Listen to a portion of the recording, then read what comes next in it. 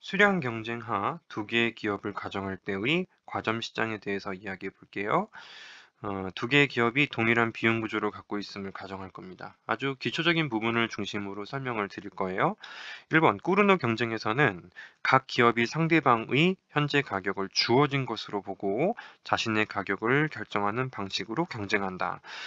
정확히 맞습니다. 자, 이를 보고 우리는 그 추측된 변화는 0이라고 표현해요. 추측된 변화가 0이라는 것은 상대방이 수량을 정하면은 제 반대편에 위치한 기업은 그걸 받아들이면서 자신의 이윤국 대화를 추구하다 보니 달성되는 것을 이제 꾸르노 균형이라고 이야기하죠.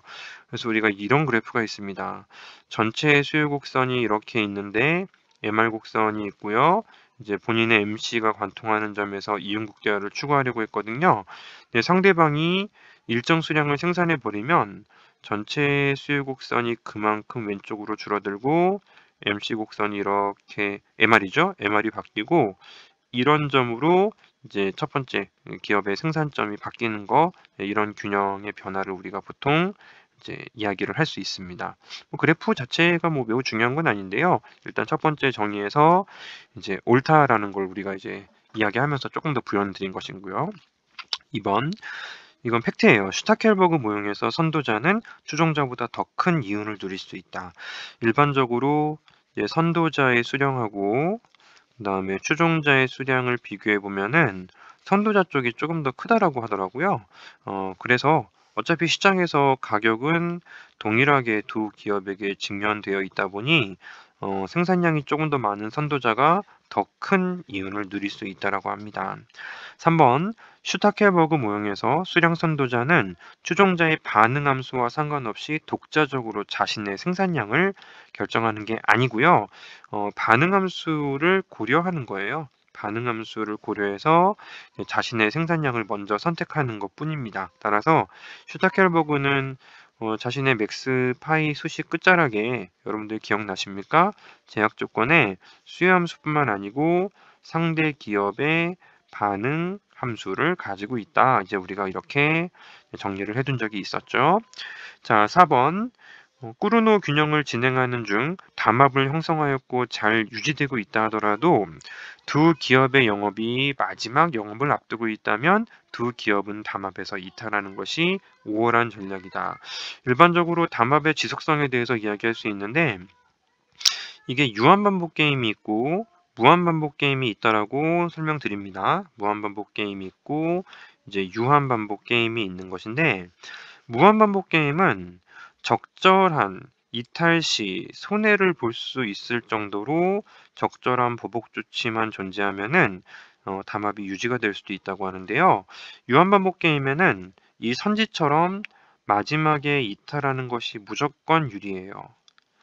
그러면 그 전에 직전에 한 단계라도 조금 빨리 이탈하는 것이 또 우월하고 그 전에 이탈하는 것이 우월하기 때문에 결국에는 이제 처음부터 이탈을 하게 된다고 합니다. 아쉽죠? 카르텔 유지하면 둘 다 이윤이 높을 텐데 이제 처음부터 이탈을 해버리기 때문에 이제 이 상황을 보고 우리는 용의자의 딜레마가 발생한다라고 이제 설명을 드렸던 내용이죠. 맞는 선지가 되겠습니다. 5번, 카르텔의 경우 무한하게 반복되는 상호 협정이 이루어지게 된 경우 카르텔 균형은 지속이 가능할 수 있다. 이때 이탈 시 적절한 보복 조치가 설정되어 있어야 한다. 방금 전에 제가 말씀드렸죠? 정확히 맞는 문장이 되겠습니다.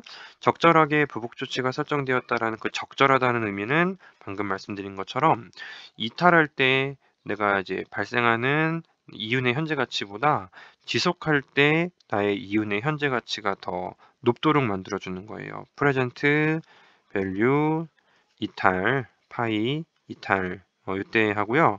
이제 프레젠트, 밸류, 지속할 때 이윤을 비교할 때 이제 지속하는 것이 더 낫다라고 이제 기간을 잘 설정하면 적절하다라는 표현을 쓸 수 있습니다.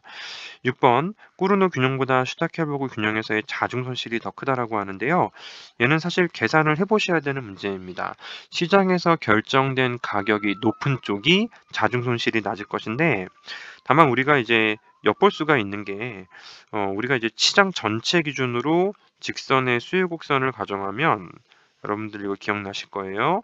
정확히 중점이 바로 이제 담합 MC가 상수일 때를 말하는 것입니다. 이렇게 표현하지 말고 수요 곡선이 직선이고 이제 MC가 상수로 수평일 때 기준으로 이야기를 해보시죠. 이 MC 교점하고 세로축 절편의 이 중점이 바로 이제 담합의 기준이 되는 것이고, 이 전체를 이제 3으로 나눠요. 전체를 이 둘 사이 거리를 3으로 나눠서 요 3분의 1, 이 부분이 바로 꾸르노의 균형이 된다. 이 정도는 여러분들이 빨리 풀어야 될 때는 팩트로 기억해 주셔야 되고, 슈타켈버그는 중점 포함해서 4분의 1로 나눴을 때 이 부분을 우리가 슈타켈버그라고 하죠. 슈타켈버그는 이곳에 위치하다 보니 자중 손실은 꾸르노 쪽에서 조금 더 커지게 됩니다. 꾸르노에서 자중 손실이 보시는 것처럼 이 정도 삼각형의 면적으로 나타나게 되는 것이고, 이제 슈타켈버그는 더 작은 삼각형으로 자중 손실이 나타나기 때문에 따라서 이건 틀린 선지가 되는 것이죠. 계산 문제를 풀 수 있는 연습을 계속 앞으로 하실 건데요. 그 전에 앞서서 우리가 지금 단계에서는 이 정도의 기초적인 팩트를 기억하고 체크하는 걸로 대처를 하시면 될 것 같습니다.